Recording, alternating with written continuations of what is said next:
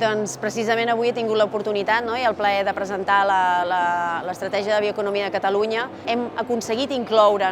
uns anys després del naixement d'aquesta estratègia, els objectius principals i les mesures, diguem, més transformadores de l'estratègia de bioeconomia dins del pla de govern, de manera que ja hem entès que la bioeconomia és una part indispensable del creixement econòmic i de la competitivitat tan necessària de les empreses catalanes i de tot el territori català. El BioHub, com a iniciativa inclosa dins d'aquesta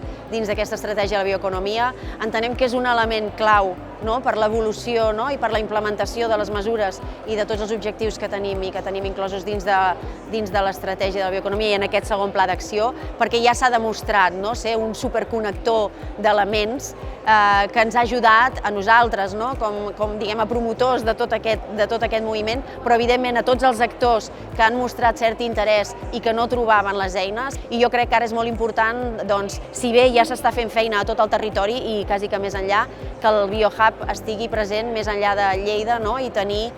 presència d'aquest element clau per la implementació de l'estratègia de bioeconomia a tot el territori català.